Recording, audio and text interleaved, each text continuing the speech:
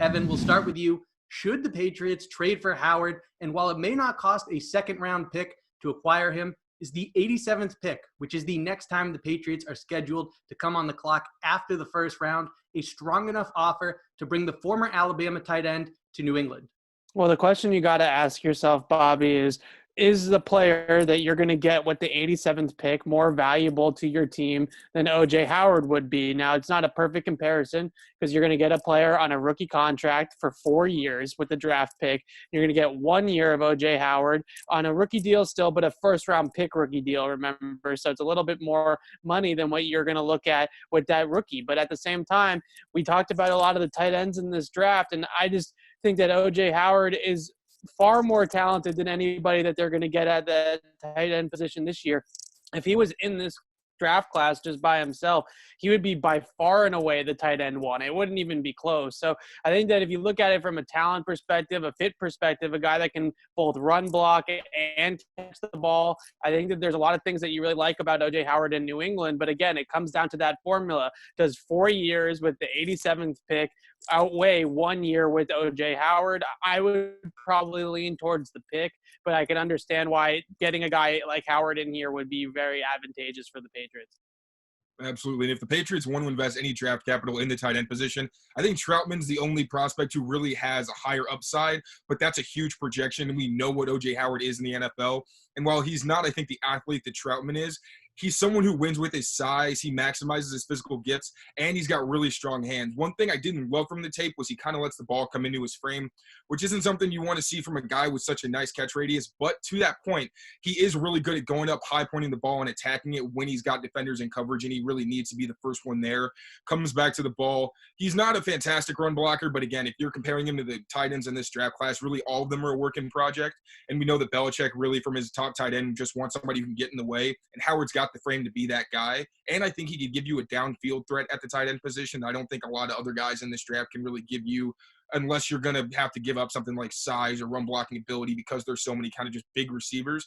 But his concentration downfield is fantastic. And you can see that while he isn't really manipulative with his routes, he's good at leaning into defenders to get the separation, kind of active with his hands. He knows when defenders want to get into his body and try to throw him off. And it's hard to do that because he's so big. So, I mean, if you're comparing him to all these guys in the draft, I think he's, like you said, Evan, far and away the best guy you're going to get, especially if you're going to get him a third pick.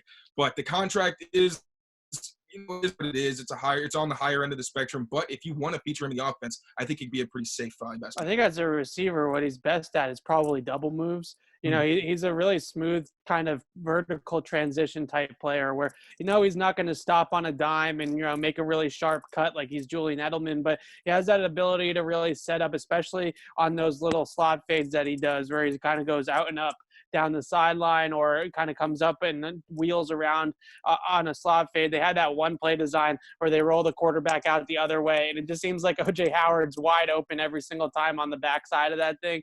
Now, he averaged over 6 yards after the catch in 2018, which is kind of his big season. If you want to look at a season's worth of tape, 2018 was his big year. He was a really good after-catch receiver, a guy that over the middle, like Taylor said, will run through contact, will battle through, adversity down the field, and then has the ability to really rumble after the catch and gets up to a pretty good top speed as well. So when you look at the whole profile for O.J. Howard, athletic profile, blocking ability, receiving ability, he is on paper a pretty good package of all three. It's just that he hasn't really seen that ceiling in the NFL, and I try to do some homework as to why he hasn't really reached his potential, and it just sounds to me like there's like a little bit of a lack of instincts or intuitiveness for the game or feel for the game that in practice the Bucs see him go off, right? He's amazing in practice, one-on-one drills, that all that kind of stuff. He's fantastic, but when we get into the game, his play speed doesn't really match up, and his intuitiveness doesn't really match up to what they would like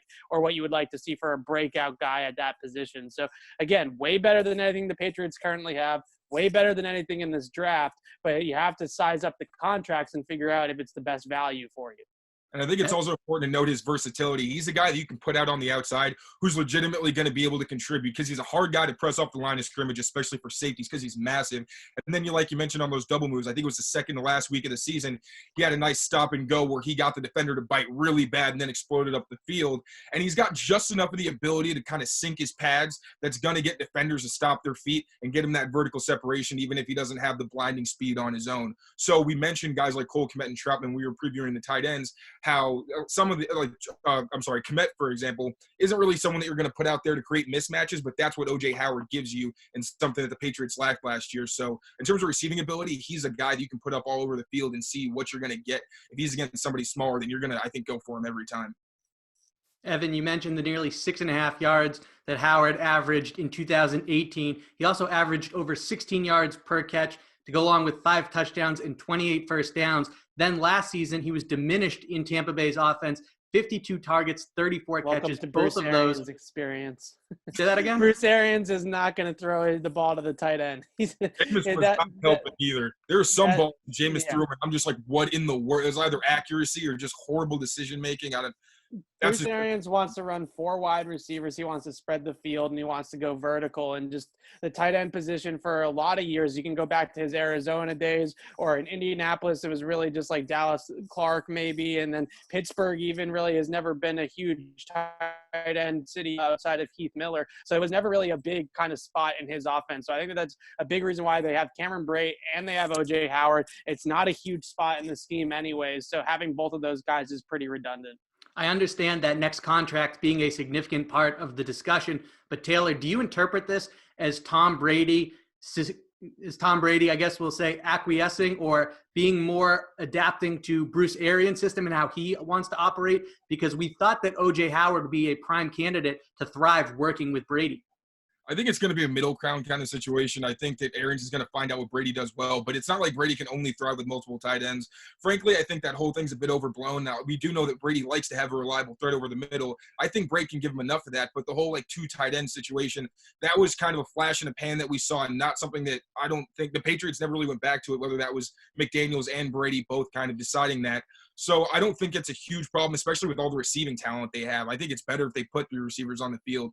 So I think that marriage is going to be very much a mutual thing where they figure out what each of them does well. Not to mention the Patriots offense for the past few years has been a primarily 3-receiver offense. So I'm not so sure that it really has much to do with Brady getting to the team. Yeah, Taylor just hit the nail on the head on that one. I think that the most overrated thing in the world is Tom Brady loves his tight ends, right? He loves every quarterback loves throwing the ball to tight ends. They're 6'6", they're huge targets. They got great catch radiuses. Most of these tight ends can really run nowadays. Of course, the quarterback's going to love throwing to a guy like that. So I agree 100% with Taylor that it's a super overblown narrative that Tom Brady needs the tight ends, loves the tight ends. And I think that, really with the tight ends in New England, yeah, it's awesome when he can throw the tight ends when it's Rob Gronkowski and Aaron Hernandez. Obviously, those 2 guys are going to make it look better than it actually is. And he's already got Mike. It's not like he's missing a lot of big targets. And Mike Evans and Chris Godwin are big targets on their own.